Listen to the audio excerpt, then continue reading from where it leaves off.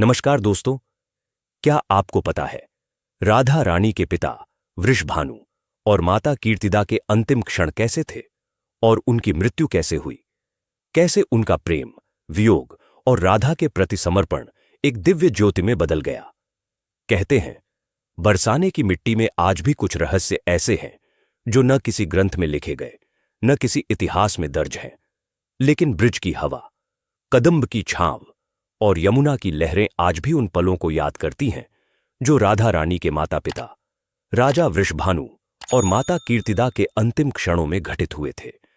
दोस्तों, जब एक पिता ने अंतिम बार आंखें बंद कीं तो उनके होठों पर केवल दो ही शब्द थे, राधे कृष्ण। और उसी क्षण पूरा बरसाना एक दिव्य सुगंध से भर गया। क्या सच में ऐसा हुआ था? क्या उनके अंतिम पलों में कोई दैवीय संकेत मिला था? क्या कृष्ण स्वयं आए थे उन्हें अपने धाम ले जाने?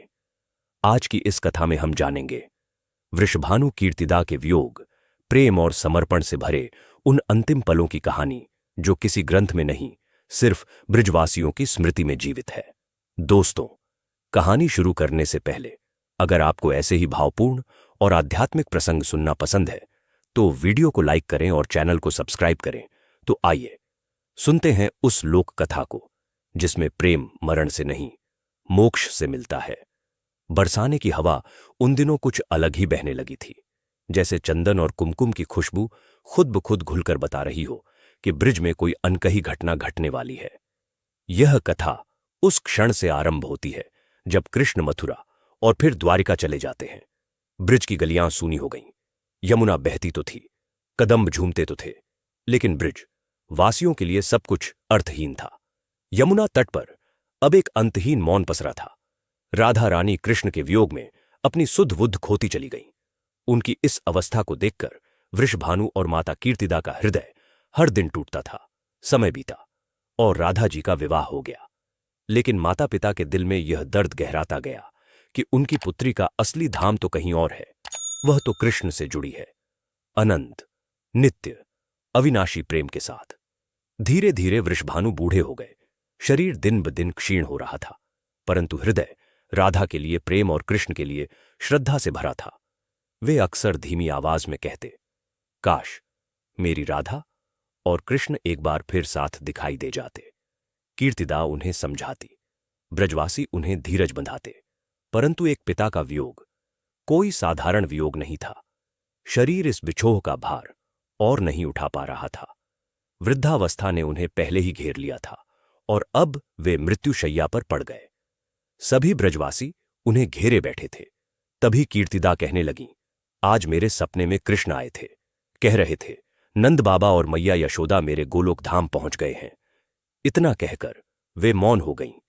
उन्होंने अपने अंतिम समय में राधा जी को अपने पास बुलाया और कंपित स्वर में बोले, राधा, मैं तुम्हें और कृष्ण को एक साथ देखना चाहता था, पर यह इच्छा इस जन्म में पूर्ण न हो सकी। इतना कहकर उन्होंने राधे कृष्ण का जाप करते हुए अपना शरीर त्याग दिया। कहते हैं, उसी क्षण एक दिव्य प्रकाश उनके मुखमंडल पर फैल गया और उनकी आत्मा सीधे गोलोक धाम को जा पहुंची। वृषभानु की मृत्यु के बाद कीर्तिदा अकेले रह गईं।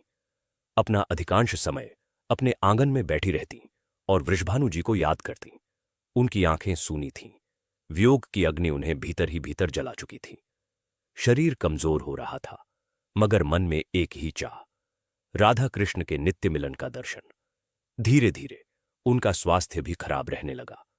एक दिन उन्हें लगा कि अब उनके शरीर में शक्ति नहीं बची है। वे अपनी शैया पर लेटी हुई थीं। उनकी आंखें मौन थीं, पर मन में एक ही चाह, राधा कृष्ण के नित्य मिलन का दर्शन। उन्होंने अपनी आंखें बंद कीं और धीरे से बोली, स्वामी, आप तो गोलोक को चले गए, अब मुझे भी बुला ले। उनके मन में उस क्षण कोई भय नहीं था, कोई पीड़ा नहीं थी, और इसी के साथ उन्होंने अंतिम सांस ली। उनका भौतिक शरीर शांत हो गया। उनकी आत्मा, जो प्रेम के धागे से बंधी थी, मुक्त हो गई। ऐसा कहते हैं कि माता कीर्तिदा ने शरीर छोड़ा और सीधे गोलोक धाम पहुंच गई। वहां उन्होंने देखा, न मथुरा थी न द्वारिका। वहां बस उनका नित्य वृंदावन था और उनके सामने राधा कृष्ण बाहें फैलाए खड़े हैं। वहां न वियोग था न समय, न जन्म, न मृत्यु, केवल प्रेम, अनंत, शाश्वत।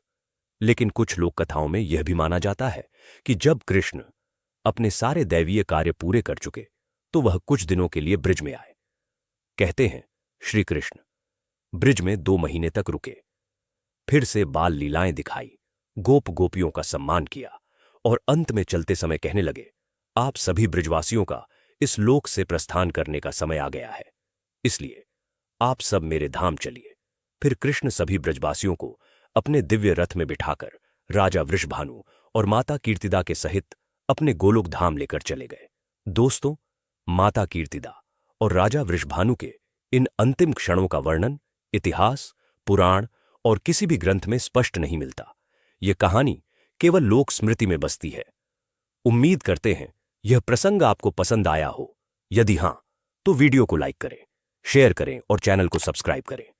मिलते हैं अगले वीडियो में ऐसे ही किसी रोचक तथ्य के साथ।